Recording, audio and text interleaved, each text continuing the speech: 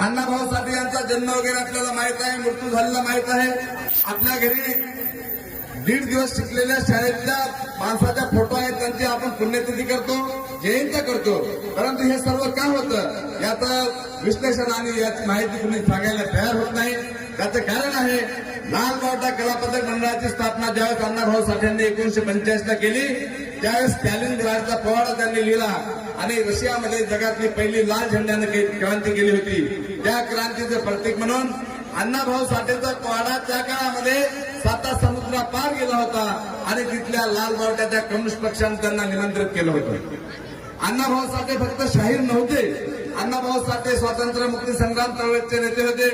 अण्णाभाऊ साठेमुळं आज मुंबई महाराष्ट्राची राजधानी आहे. अण्णाभाऊ साठेमुळं गोवा मुक्ती संग्रामचा लढा झालेला आहे आणि हा क्रांतिकारी जाज्वल्यपूर्ण इतिहास जो आहे तो एका सुटलेल्या चेहऱ्याच्या माणसाचा आणि कामगार कष्टकरी काम करणाऱ्या घरामध्ये जन्मलेल्या एका सुपुत्राचा आहे. अण्णाभाऊ साठे गिरणी कामगार म्हणून काम करत असताना ज्यावेळेस आपल्या इथं सुधीर कुमार गोयलने 1991 ला रात्रीच्या शाळा चालू केल्या होत्या सर्व शिक्षा अभियानामध्ये, त्या अंतर्गत त्यावेळेस कम्युनिस्ट पार्टीमध्ये देखील शिक्षण दिलं जात होतं आणि अण्णाभाऊ साठेंना सर्व शिक्षण दिल्याच्या नंतर त्यांना आवड असल्यामुळं, त्यांनी नेतृत्व गुण असल्यामुळं चांद्यापासून बांद्यापर्यंत म्हणजे मुंबईपासून चंद्रापर्यंत त्यांना नेता म्हणून ओळखत होते. परंतु 1986च्या नंतर ज्यावेळेस नांदेडमधले दिग्गज मातंग समाजाचे आय.पी. बसवंत असतील, ऍडव्होकेट राम वाघमारे असतील, शंकर शेकोजी वाघमारे असतील, या सर्व दिग्गज नेत्यांनी त्यावेळेस अण्णाभाऊ साठेची पहिली जयंती नांदेडमध्ये सुरुवात केली.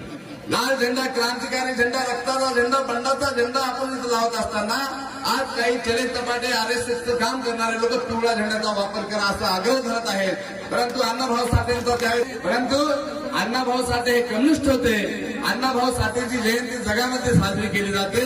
1.5 दिवस शाळा शिकलेल्या माणसाला रशियाला जाता आलं. आज आपण आपल्या गल्लीमध्ये आजूबाजूला BA BCom झालेल्या माणसांना दिल्ली मुंबई माहित नाही. हे फरक जे आहे, हे फरक जे आहे कामगार कष्टकऱ्यांच्या बाजूच्या लढ्यात आहे.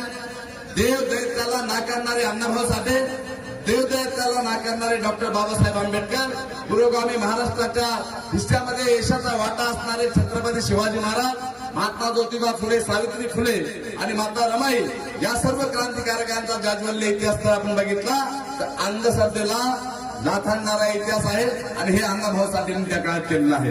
आज आपण बघतोय जयंतीच्या ओघामध्ये आपण येत असताना नांदेड शहरामध्ये उपनगरामध्ये विविध जयंत्या होत आहेत. विविध जयंती मंडळाची तयारी होत असताना जिल्हा जयंती मंडळाचे कार्यक्रम देखील आपण भरगच्च घेतो, मान्यवरांना इथं निमंत्रित करतो आणि ते मान्यवर जे आहेत त्या मान्यवरांना समाजाच्या सुटलेल्या चेहऱ्याच्या दुःखाची जाण ज्यांना असते त्याच मान्यवरांना आपण इथं निमंत्रित करतो. आता आपण सकाळपासून बघितलं नांदेड जिल्ह्याचे कर्तव्यदक्ष पोलीस अधीक्षक माननीय कोकाटे साहेब ते स्वतः इथं आले होते. आपण त्यांना निमंत्रण दिलं होतं. आपण त्यांचे देखील आभार जिल्हा जयंती मंडळाच्या वतीनं व्यक्त केलेले आहेत. पहिल्यांदाच आपण कलेक्टर साहेबांच्या हस्ते आपल्या लाल झेंड्याचं ध्वजारोहण केलेलं आहे आणि ही आपल्याला सर्वांना अभिमानाची बाब आहे. आपले आमदार असतील, खासदार असतील, इलेक्टेड आणि सिलेक्टेड जे लोक आहेत या सर्व लोकांनी आपल्या अण्णाभाऊ साठेच्या जयंतीची दखल घेतलेली आहे. परंतु अण्णाभाऊ साठेचा वारसा जो आहे, अण्णाभाऊ साठेचं बिरुदत्व होतं जगातील कामगारांना एक व्हा. अण्णाभाऊ साठे म्हणत होते जगामध्ये फक्त 2 जाती आहेत, एक जात म्हणजे गरीब आणि दुसरी जात म्हणजे श्रीमंत. आणि एकच आपला असा भारत देश आहे की या देशामध्ये जाती व्यवस्था आहे.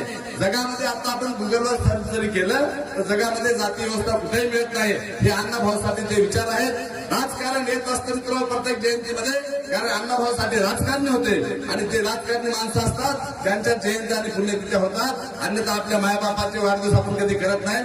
आजची पुण्यतिथीची तारीख आपल्याला माहित नसते आणि अण्णाभाऊ साठेच्या नावावर आजच्या राजकारणामध्ये जे हस्तक्षेप होताना पाहतो त्या अनुषंगाने आरतीसाठी ज्या आमदारांनी खासदारांनी प्रयत्न केले त्यांचे देखील आपण आभार व्यक्त करतो. परंतु आरतीच्या माध्यमातून आणि बातमीच्या माध्यमातून सुटलेल्या चेहऱ्याच्या लोकांना जर फायदा झाला तर त्याचा अर्थ या महामानवांना आपण जे श्रद्धांजली वाहतो किंवा त्यांना अभिवादन करतो त्याला अर्थ राहील.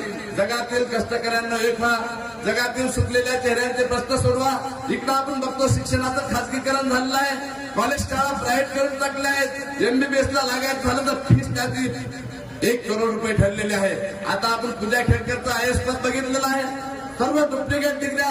नांदेड हे शिक्षणाचा हात जरी असलं तर चोर कोचिंग क्लास असं चालवणाऱ्याचं माहेर घर आहे आणि त्यामध्ये आमच्या सुटलेल्या मांगा महाराजचं एकही लेखन होत नाही. त्याला कायदा आहे, कायद्यामध्ये बसणाऱ्या तरतुदी आहेत.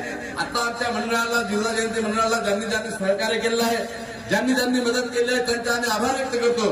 राजकारणी म्हणून सांगतो, ज्या 2 नंबरच्या धंद्यावाल्यांनी आम्हाला सहकार्य केलेलं नाही त्यांचा आम्ही काटा काढल्याशिवाय राहणार नाही. एवढे बोलून माझे 2 शब्द संपवतो. जिंदाबाद.